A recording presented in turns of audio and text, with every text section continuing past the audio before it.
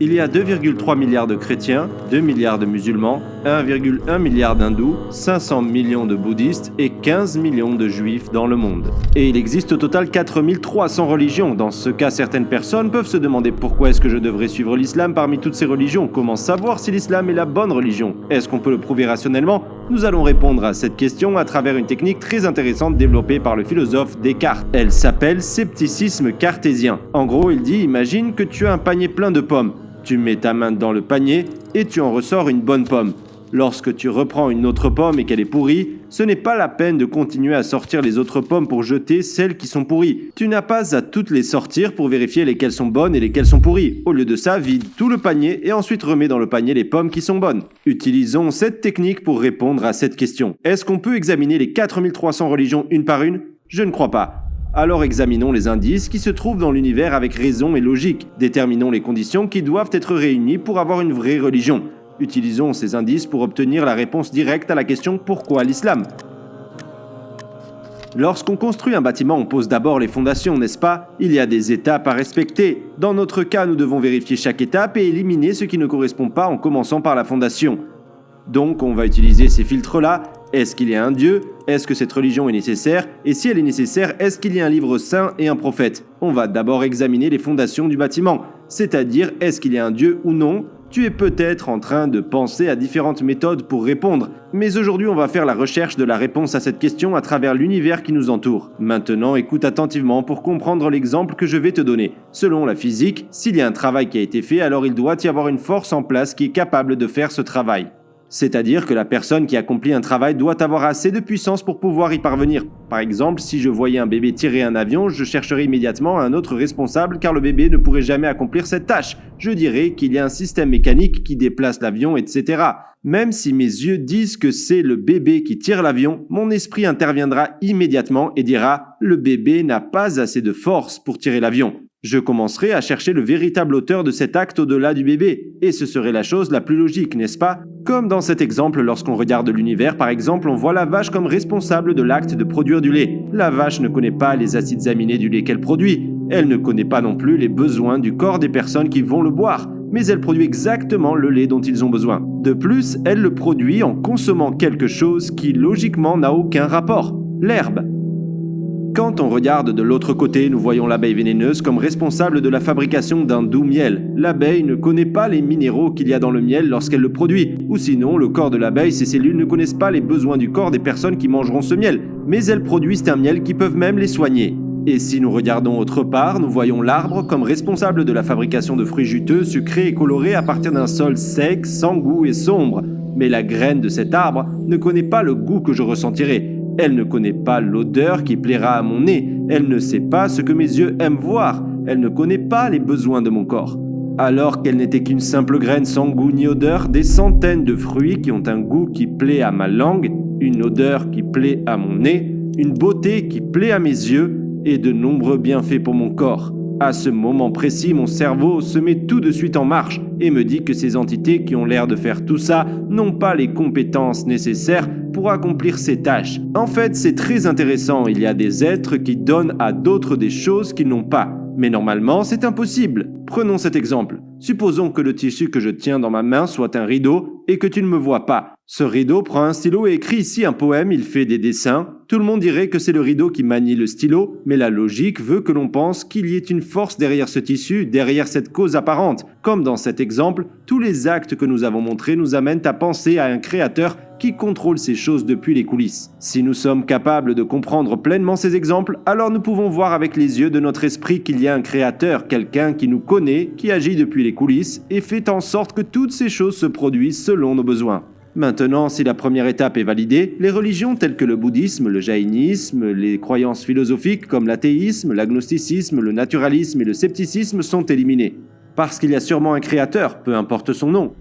Maintenant, on va passer à la deuxième étape. Ici, on va utiliser la méthode de la comparaison de la science de la logique. Écoutez attentivement. Quand on regarde autour de nous, nous constatons qu'il y a une règle qui s'applique partout et dans tous les cas. S'il y a une œuvre, un résultat devant nous, c'est celui qui l'a fait qui la connaît le mieux. Aussi, quand on va en parler de cette chose, la première personne qui aura son mot à dire sera celui qui l'a faite. Par exemple, quand j'achète un téléphone, j'ai aussi un mode d'emploi, n'est-ce pas? En faisant ça, l'entreprise qui l'a fabriqué me dit on a fabriqué ce téléphone, donc logiquement, c'est nous qui le connaissons le mieux jusqu'à ses moindres détails. Et en te donnant ce manuel, on confirme ce fait. Nous en trouvons même dans les produits basiques. Alors notre esprit se dit, il y a des modes d'emploi dans les produits les plus basiques. Alors est-ce que ce serait logique que le créateur de l'univers, qui a créé les hommes et les a envoyés dans le monde, n'ait pas envoyé un mode d'emploi pour les guider? Au cours de l'histoire, toute l'humanité s'est posé les questions suivantes. Qui suis-je? D'où est-ce que je viens? Où est-ce que je vais aller? Quel est mon but dans cette vie? Est-ce que c'est possible que le Créateur me donne une conscience pour que je puisse me poser ces questions, mais ne me donne pas un message qui contienne les réponses à ces dernières? Bien sûr qu'il ne nous laissera pas perdus sans information, il communiquera, nous mettra au courant de ses désirs et nous enverra un guide qui nous indiquera le chemin à suivre. Alors on comprendra que la religion qu'on cherche doit être basée sur un livre. Il doit y avoir un guide, un manuel. Et grâce à la deuxième étape, on élimine les religions comme le shintoïsme ou des croyances comme l'yétisme, le panthéisme et le nihilisme. Donc si je te demande, est-ce que tu penses qu'un livre tout seul serait suffisant? On nous donne des livres à l'école. Mais est-ce que c'est suffisant? Est-ce qu'il ne faudrait pas aussi un professeur pour enseigner ce livre? En fait, on a besoin d'un professeur qui ne va pas juste enseigner le livre, mais qui va aussi réunir les élèves dans une salle de classe et les attire vers ce livre. Même s'il y a des élèves qui ne veulent pas écouter. Je pense que vous avez plus ou moins compris ce que je veux dire à travers cette analogie. Tout comme un professeur qui explique le livre en donnant des exemples et des explications et qui calme et dirige la classe, la religion qu'on cherche a aussi besoin d'un enseignant. D'un messager. On peut aussi dire ça, dans chaque domaine, il y a des connaissances théoriques et il y a une mise en application concrète de ces connaissances. Le texte écrit dans le livre est la connaissance théorique. Donc il faut que quelqu'un nous montre comment il est possible d'appliquer ces connaissances dans des situations de la vie. Quand une personne demande comment est-ce que je peux vivre en accord avec le but de ma vie, en accord avec le guide de ma vie, il a besoin de suivre un modèle qui montre comment il faut faire pour qu'il puisse le faire lui-même. Donc si on reprend l'exemple de notre professeur, ce n'est pas suffisant de connaître les théories mathématiques. Il faut aussi voir et apprendre comment les appliquer et comment les utiliser. Est-ce que vous pensez qu'il ne serait pas plus logique d'avoir un prophète qui occupe une position de leader? En fait, il y a des exemples de ce genre même dans le règne animal. Par exemple, quand on regarde une ruche, on voit une colonie qui vit en communauté et qui a un but commun. Une reine a été désignée comme chef de cette société. Ou encore, si on voit une colonie de fourmis qui a un but commun, alors on aura une reine fourmi. Est-ce que ce serait logique qu'Allah, qui donne des chefs et des guides à ses animaux, ne donnerait pas ce genre de chefs aux humains? On parle de l'humanité, les êtres vivants les plus précieux, bien plus précieux que les fourmis et les abeilles. Allah a créé des centaines de saveurs pour la petite langue de l'homme. Est-ce que c'est possible qu'il laisse l'humanité perdue, sans but et sans finalité? Est-ce que ce serait logique qu'il ne les guide pas en envoyant un messager? Si on a bien compris cet exemple, alors avec cette troisième étape, on a éliminé les religions comme l'hindouisme, le taoïsme, la religion druze qui ne croit en aucun prophète. Laisse-moi aussi souligner le fait que la religion qu'on cherche doit aussi parler des miracles des prophètes. On a dit au début qu'il y a 4300 religions dans le monde. En appliquant ces 3 critères et en filtrant toutes les religions et les croyances philosophiques auxquelles on a accès, il ne nous reste que 3 religions. Le christianisme, le judaïsme et l'islam. Elles contiennent tout le concept de créateur, du livre saint et de la prophétie. Maintenant, je veux attirer ton attention sur ça. Le fait que ces 3 religions sont passées à travers toutes ces étapes montre que leurs fondements sont basés sur la vérité. Quand on regarde le judaïsme, on voit que la figure principale est Moïse. Et dans le christianisme, la figure principale est Jésus. Que la paix soit sur eux tous. Bien que les enseignements de ces 2 grands prophètes sont aujourd'hui corrompus dans ces 2 religions, ce qu'ils ont apporté à la base, c'était la vérité. Le point commun de ces 2 religions est qu'elles n'acceptent pas le prophète Mohammed comme véritable messager. Mais l'islam dit que le prophète Mohammed est le dernier messager d'Allah et que Jésus et Moïse étaient aussi ses messagers. En se basant sur ça, on peut conclure que si on peut trouver que le prophète Mohammed est un véritable messager, alors on aura prouvé que l'islam est la seule vraie religion et que Moïse et Jésus sont venus pour délivrer le même message d'Allah. Oui, c'est donc à ce moment que de nombreuses preuves commencent à nous venir à l'esprit. L'une des preuves les plus importantes est sa vie elle-même. Imagine, il a vécu avec son peuple pendant 40 ans avant sa prophétie. Pendant 23 ans de sa vie prophétique, il a été le centre de l'attention aux yeux des mêmes personnes, et ils observaient chacun de ses mouvements.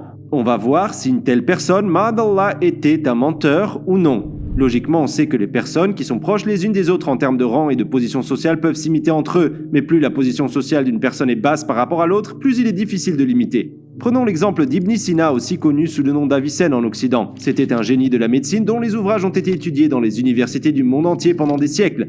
Est-ce qu'une personne ignorante peut imiter ou peut se faire passer pour Avicenne? S'il va dans une ville et dit « Je suis Avicenne », combien de personnes le croiront?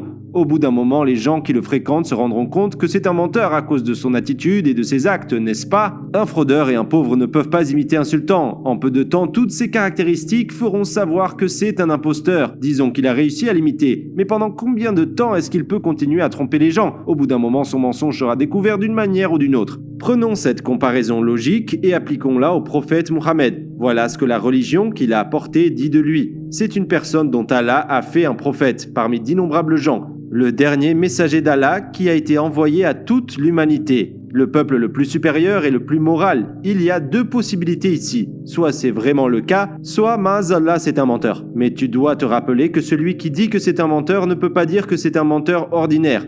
Il doit dire que c'est le plus grand menteur de l'histoire parce qu'il a menti sur le fait qu'il occupait une position si élevée. Il doit dire que c'est quelqu'un qui n'accepte pas Dieu, qui ne craint pas qu'il le punisse et dit des mensonges au nom d'Allah. Supposons qu'il l'a fait. Est-ce qu'il pourrait continuer à le faire pendant 23 ans? Il y a peut-être des gens qui pensent que le prophète, paix et bénédiction d'Allah soit sur lui, était en contact avec peu de gens. Mais ce n'est pas du tout le cas. Pendant sa vie prophétique, ceux qui l'entouraient, des milliers de personnes ont été témoins de tous les aspects de sa personne. On sait avec quelle main il mange, quel pied il met en premier lorsqu'il entre dans un endroit, jusqu'à l'ordre dans lequel il se coupe les ongles. Je veux dire qu'ils l'ont examiné de manière tellement détaillée qu'il n'y a pas une autre personne dans l'histoire qui ait été examinée de manière aussi approfondie. Est-ce que tu penses que s'ils avaient vu en lui des incohérences et des défauts, ils l'auraient soutenu et auraient supporté toutes ces difficultés? Bien sûr que non. D'ailleurs, ceux qui l'ont observé n'étaient pas tous des croyants. Ceux qui ont nié sa prophétie l'observaient aussi. Il vivait parmi eux avant de devenir messager et non pas seulement après. Il est né et a grandi parmi eux. Il n'était pas un étranger. Ils savaient tout de lui. Ils lui faisaient tellement confiance que, avant qu'il ne devienne prophète, ils lui ont donné le surnom de Al-Amin, ce qui veut dire le digne de confiance. Tout le monde était d'accord pour dire qu'il ne mentirait jamais et savait à quel point il était pieux. Ils en étaient tellement sûrs de ça que même ceux qui sont devenus ses ennemis après sa prophétie lui confiaient quand même leurs biens. Ils n'ont pas trouvé de défaut en lui avant ou après la prophétie. La seule chose qu'ils ont trouvé à dire, c'était de mal parler de lui en l'appelant sorcier ou magicien. Rien de plus. Une personne qui voudrait mentir doit pouvoir en tirer un avantage matériel, n'est-ce pas? Mais il n'y avait aucun avantage à ce qu'il faisait. Au contraire, il ne s'est exposé qu'à des difficultés.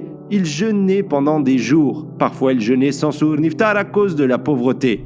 Aïcha dit, parfois on ne cuisinait pas dans sa maison pendant 2 mois. Il mangeait des choses comme des dattes. Il prie, il fait la salat pendant des heures la nuit.